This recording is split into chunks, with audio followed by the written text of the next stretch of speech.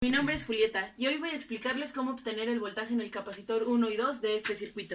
Lo primero que tenemos que hacer es analizar. Como necesitamos el voltaje, utilizaremos la ley de Kirchhoff de voltajes, que nos hace mención a las mallas dentro de nuestro circuito. Lo primero que tenemos que hacer es proponer mallas. En este caso vamos a proponer estas tres. Proponemos las tres mallas y sus respectivos sentidos.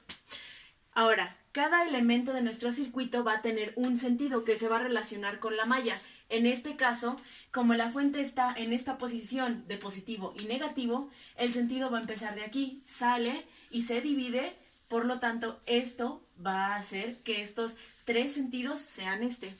Proponemos nuestra malla. Nuestra malla número 1 va en el mismo sentido que el capacitor, por lo tanto su voltaje será positivo. Y va en sentido opuesto de estos dos resistencias, por lo tanto serán negativas. Despejamos nuestra incógnita, que es el voltaje C1, y tenemos que el voltaje C1 va a ser igual al voltaje R2 más el voltaje R1. En la malla número 2 tenemos estos tres elementos. El primero es nuestra fuente, que como ya sabemos, si van en el mismo sentido que la malla, solo con este elemento, solo con las fuentes pasa esto, si van en el mismo sentido va a ser negativa, porque está en serie con los demás elementos. El elemento número 2 es nuestra resistencia 1, que como ven va en el mismo sentido, por lo tanto es positiva, y el capacitor 2, mismo caso, positiva.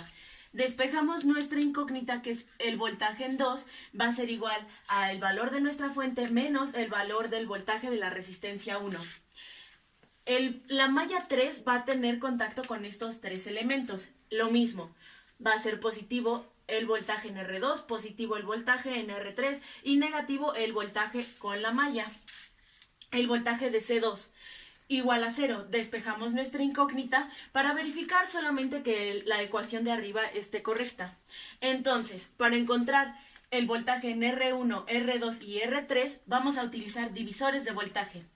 La fórmula de divisor de voltaje nos dice que va a ser el valor de la resistencia que queremos encontrar sobre la resistencia equivalente por el voltaje de esta resistencia equivalente. Por lo tanto, va a ser 500, que es el valor de R1, sobre nuestra resistencia equivalente, que va a ser igual a R1 más R2 más R3, porque como pueden notar, están conectadas en serie, porque esto actúa como un circuito abierto y esto hace exactamente lo mismo, entonces se convierten en circuito en serie.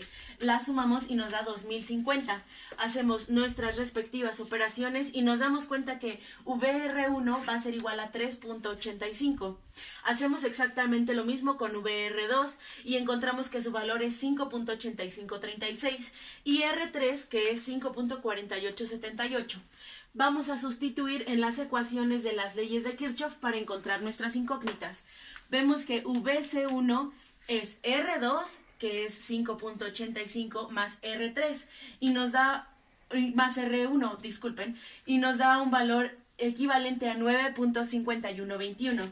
En la siguiente ecuación tenemos que va a ser el valor de nuestra fuente menos el valor de nuestra resistencia 1, que va a ser 11.3415. Y como les comentaba anteriormente, esta ecuación nos va a servir para verificar que esta es correcta.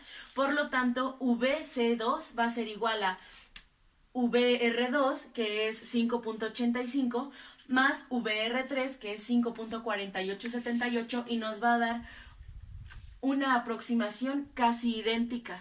Lo que podemos ver aquí es la diferencia de las decimales que utilizamos. Y ahí está el resultado del voltaje en el capacitor 1 y 2. Gracias.